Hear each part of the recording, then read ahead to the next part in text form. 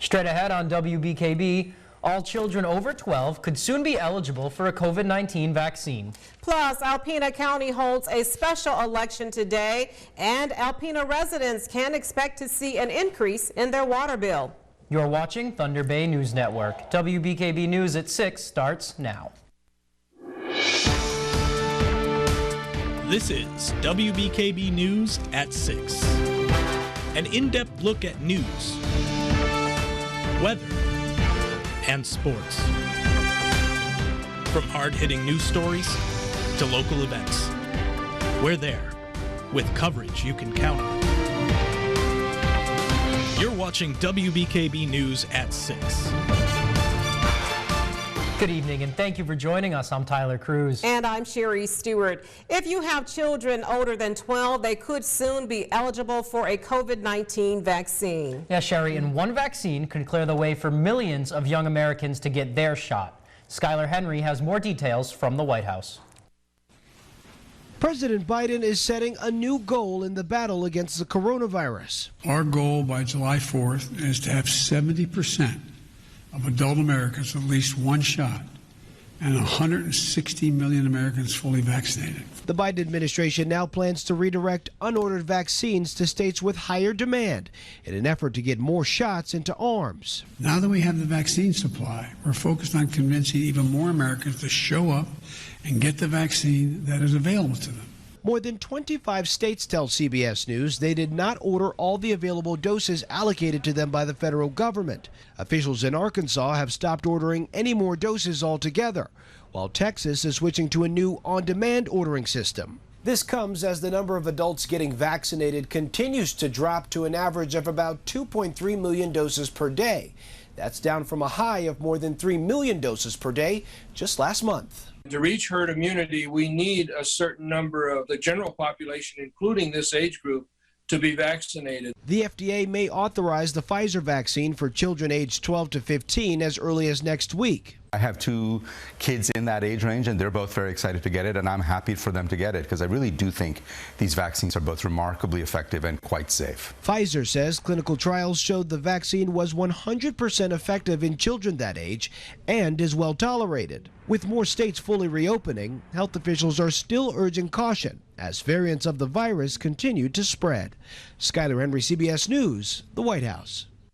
Currently, over 7 million Michiganders have received at least one dose of the COVID vaccine. Americans emerging from a year spent at home are in surprise at the store. Yeah, Tyler, prices are rising on just about everything from gas to groceries. Carter Evans has more on this story. It's sticker shock at the supermarket. This is unusually expensive. Rising prices at Tammy Gunther's local grocery store are adding $40 or more to her weekly bill. How much did you spend? 131 something. 131 bucks. You got 5 bags. It feels like last year this would have been about 90 bucks for this. She's not alone. Americans are paying more for the basics. Citrus fruit up 9.8%, bacon up more than 8%, and beef up 7.1%. Gas station prices are up more than 22% from a year ago. They're as high as they were right before the pandemic. UCLA senior economist Leo Feller says gas prices fell so low last year it put some oil producers out of business, and production still hasn't caught up as drivers hit the road again. Demand for groceries is up 11% because people hunkered down at home, and that put pressure on suppliers, which drove up food prices. This will start changing as people shop less at grocery stores and as they go out more to restaurants. You seem pretty confident that this is not the beginning of an inflationary period. Yeah, I don't think so. This is very different than 1970s. The consumers have a lot more power these days. But you can still expect basics like toilet paper and diapers to cost more. Procter & Gamble, Kimberly-Clark, and Coca-Cola announced they too are increasing prices because they're paying more for raw materials in short supply. It's bad for your pocketbook, but it's good in terms of we're back to how we were before. Consumer prices are expected to stabilize in the coming months. One exception, though, may be lumber. Lumber prices have skyrocketed 300% in the last year as people forced to isolate try to improve their homes. And there's no sign construction is slowing down. Carter Evans, CBS News, Los Angeles. That's definitely interesting. I've noticed it. I have. Prices increasing on my favorite things. Everywhere. Here's meteorologist Ellie Morrison with a first check of the weather. Ellie, what's going on right now? Tyler, we will have showers passing through our area later in the program. Thank you, Ellie. We'll see you in just a bit. If you live in Alpena, you can expect to pay more for water this summer. An outside consultant advised the city to raise rates by approximately 15%. The city decided on a small increase of about 2.2%. The increase happens every year and is the smallest customers have seen. People can expect to pay 13 cents for every 1,000 gallons of water they use. The increase is expected to start July 1st.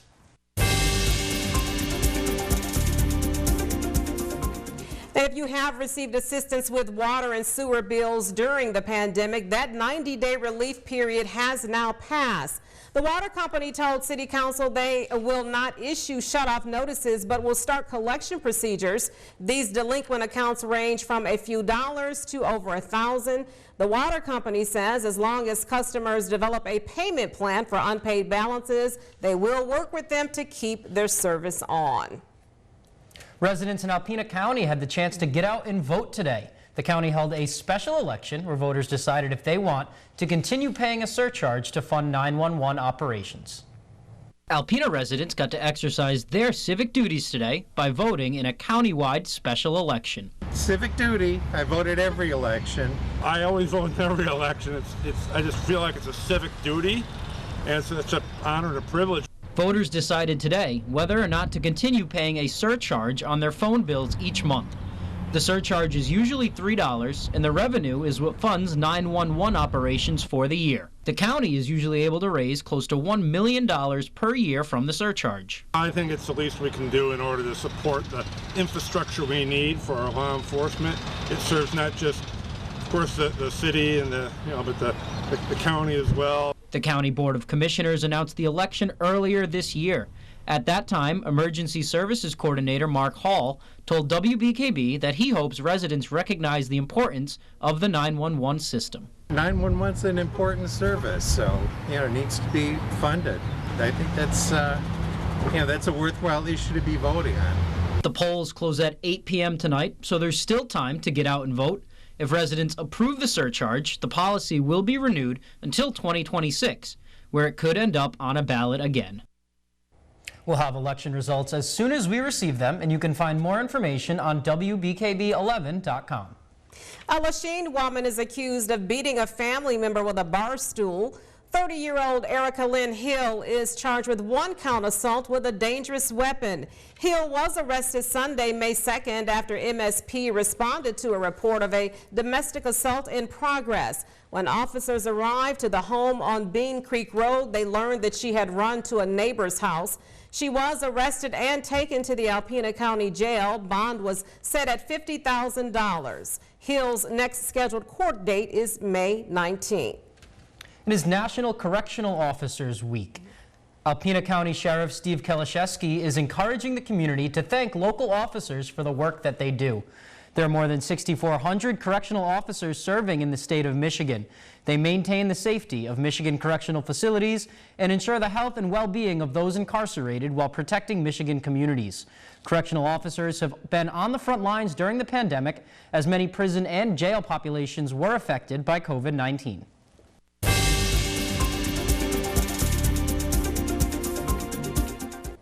Here's a sign that more spring and summer activities lie ahead. The public restrooms at Starlight Beach are now open for the season. The city of Alpena opened the restrooms on Monday, and they will be open after 8 a.m. daily.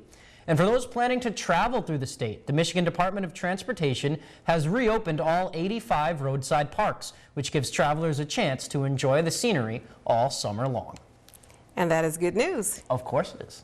There is more news ahead for you here on WBKB. Coming up, don't miss Pets of the Week. And meteorologist Ellie Morrison has your 7-day forecast. Stay tuned. Short description to news at WBKB11.com.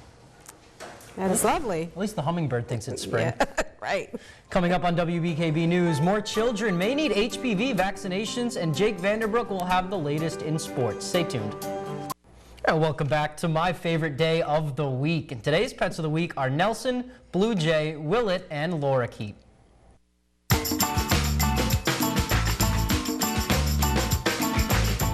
Meet Nelson. He's a 7-year-old mix who's very vocal around new people. However, once he's had a few minutes to know you, he settles right down. Nelson's been through a lot and needs to be the only animal in the home. He also does best in families without young kids. All in all, he'd be a great dog for older, more relaxed households. Next, let's meet some kittens. They're all from the same litter and almost ready for adoption. First up is Blue Jay. He's a real curious fella who loves to wrestle and chase his siblings around. He seems to enjoy playing with his sister Willet the most. Speaking of Willet, she's more camera shy than her siblings. She loves her cat house and pouncing on her prey from the dark. Finally, we have Lorikeet.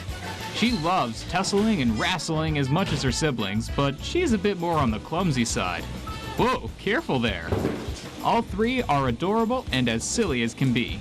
To learn more about adoption, you can follow the link to the Humane Society at WBKB11.com. Those clumsy kittens are fun to watch. Yeah, they got a lot of energy. It's like pinball, like bouncing off each other. In health, doctors say more children need their HPV vaccinations, and do nasal flu vaccines work? Elise Preston has those stories and more.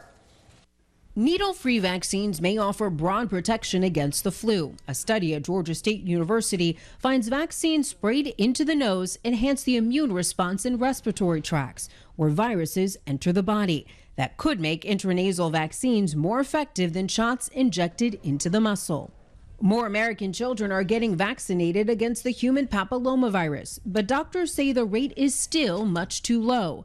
A study in the journal Pediatrics says less than half of 9 to 12-year-olds have completed their HPV vaccinations.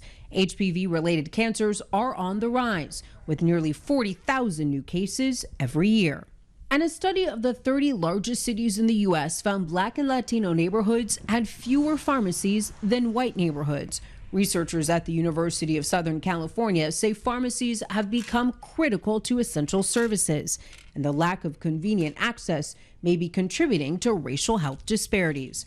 Those are some of the day's top health stories. Elise Preston, CBS News, New York. Sports is coming up next, but first, Jake Vanderbrook is in with a preview. Jake, the Tigers are chipping up to Boston tonight. What else do you got? Yeah, Tyler, they begin a 3-game series with the Red Sox. Two teams looking to get back to their winning ways, plus one Michigan basketball player will look to follow his brother. That's all we have for you this evening. You can read more about our broadcast stories and get the scoop on other news items online. Just visit WBKB11.com for sports, weather, and news updates anytime, day or night. And check us out on our Facebook page and Twitter handle at WBKB11. Be sure to catch us back here tonight at 11 with Stephanie Manici. Have a great evening.